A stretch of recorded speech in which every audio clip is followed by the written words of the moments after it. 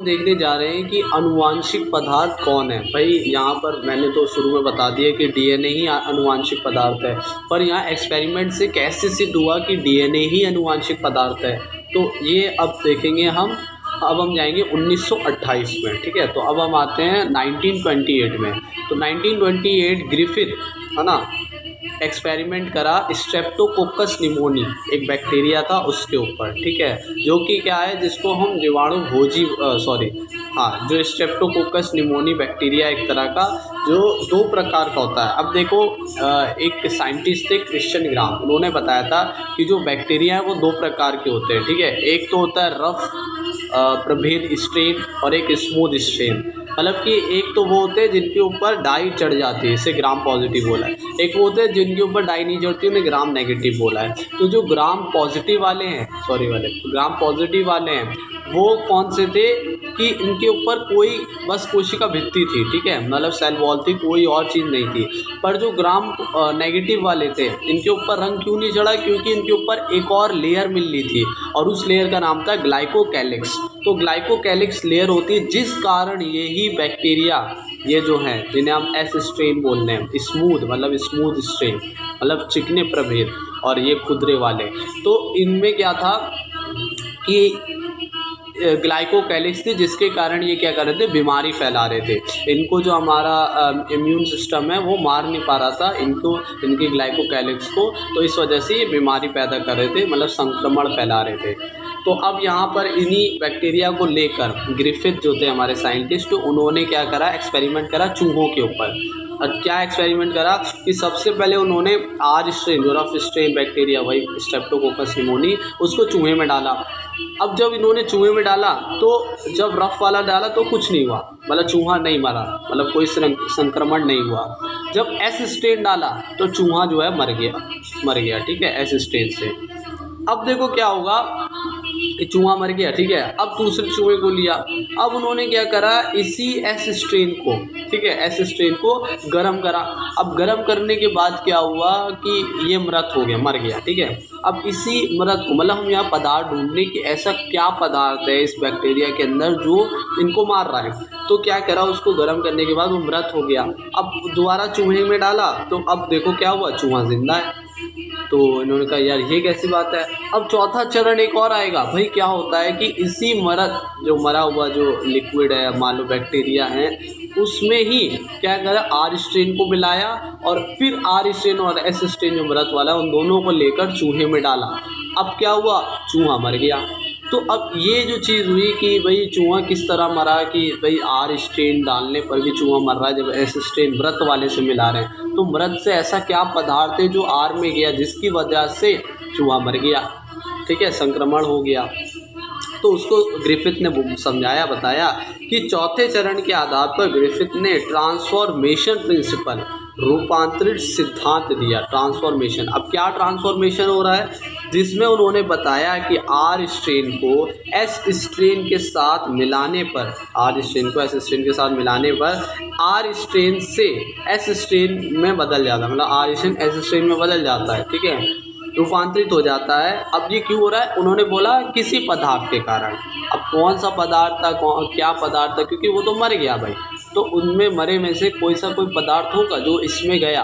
तो लोग बाग उस ज़माने पर 1928 वगैरह के ज़माने में, और जबकि 1944 तक के ज़माने तक क्या बोलते थे कि जो भी पदार्थ जा रहा है एक शरीर से दूसरे शरीर, मेरे से मेरे बच्चे में, ठीक है, उसके बच्चे में, तो वो क्या जा रहा है, वो प्रोटीन जा रहा है।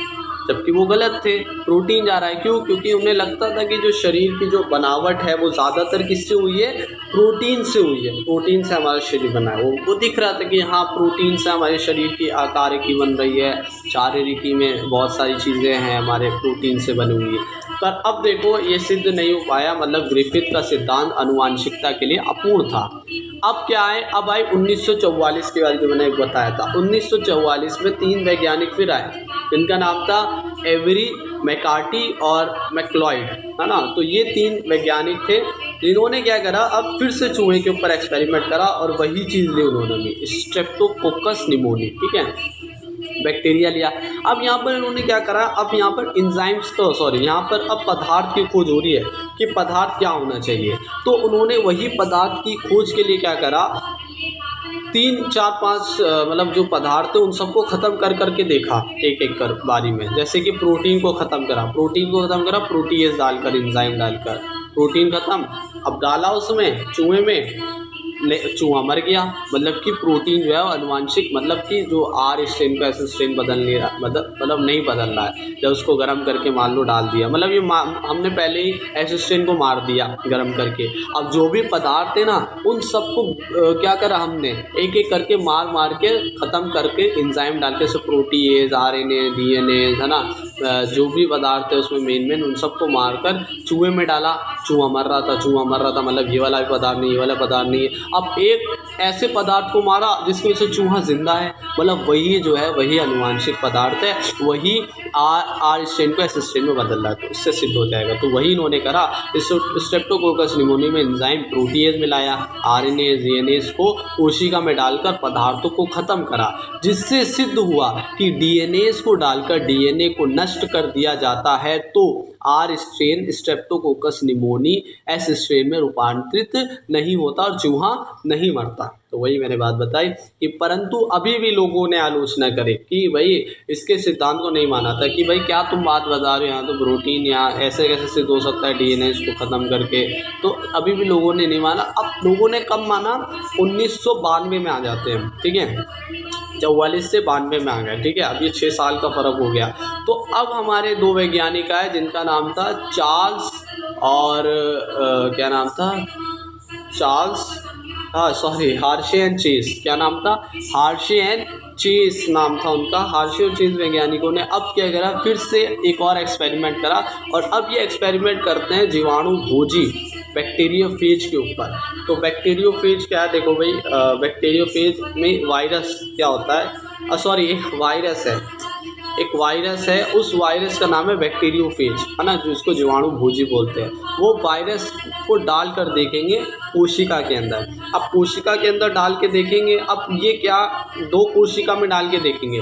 एक उस कोशिका में जिसमें हमने क्या मिलाया है, फॉस्फेट, एक पदार्थ मिलाया है, रेडियो एक्टिव फॉस्फेट मिलाया है, और एक कोशिका में हम डालेंगे जिसमें हमने सल्फर मिलाया है, रेडियो एक्टिव सल्फर। अब ये रेडियो एक्टिव मैं क्या बोल रहा हूँ, क्यों, क्योंकि रेडियो एक्टिव से हमें पता लगेगा, मतलब रेडियो एक्टिव मतलब चमकने वाला पदार्थ। तो ये चमकने वाली हमने पदार्थ डाला है, जैसे फॉस्फेट डाला इस वजह से क्योंकि DNA में फॉस्फेट होता है, और सल्फ़र इस वजह से डाला है, वो प्रोटीन का भाग बनाता है, ठीक है। तो ये दोनों अगर मान लो अभी हम देखेंगे 3 चरणों में, लास्ट में हम देखेंगे पृथक्करण। अगर उन दोनों लास्ट वाले में ये दोनों मिलते हैं, मतलब मान लो सल्फ़र मिल रहा है, तो मतलब कि प्रोटीन जो है वही क्या है, आनुवांशिक पदार्थ है, क्योंकि वो DNA से मिला हुआ है, ठीक है। अगर DNA और सेल्फ को अलग करेंगे जब ये बात बताएंगे। अगर फॉस्फेट मिल रहा है तो मतलब पृथक्करण होने के बाद फॉस्फेट जो है वो DNA के साथ रह गया, जब हमने एस स्ट्रेन को R में मिलाया। तो देखो भाई क्या था, लेटर 19